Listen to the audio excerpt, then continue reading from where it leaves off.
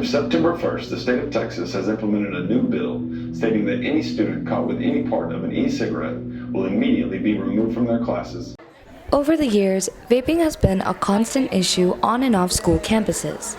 School boards across Texas have pushed to spread the message of vaping's harmful effects and the consequences for students if regulations were violated on campus. In the recent FISD Student Behavioral Consequences Update for the 2023-24 school year, vaping was one of the main concerns that were discussed.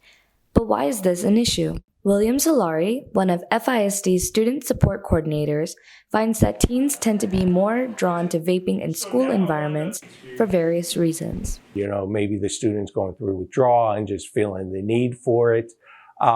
The other reason maybe that they're choosing to do it on campus could be because they want to try it, or there's peer pressure or things like that. We know that can kind of play into it.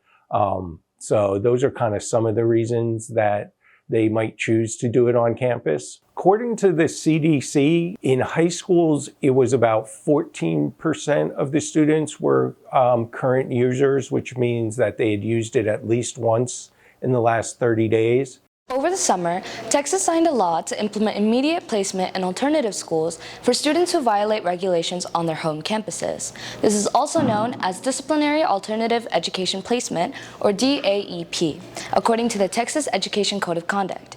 This puts Heritage's SRO Officer Johnson in charge of the legal process on campus. If they bring a vaping pen or some sort of pen that would be considered a vaping, a vaping apparatus, essentially, that places them directly in the DAEP. That building being the Student Opportunity Center. Once they violate a certain law, then they are expected to go to that building based upon any law that the new House bill has come across. Senior Ava McConaughey sees multiple outcomes to this plan set for students. I think in some ways it definitely does. I think vaping, drugs, anything like that is obviously very, very addictive, and so it can definitely distract students. But from a medical standpoint, like in the things that I've seen, kids my age come into the ICU or the emergency room overdosing. And so at the end of the day, I think keeping drugs and vapes out of our schools is what's best for everyone.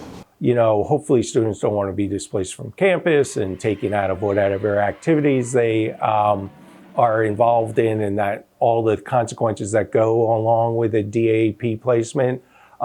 So hopefully, people see it as a deterrent. I'm Sruja Peruka for Coyote Nation TV.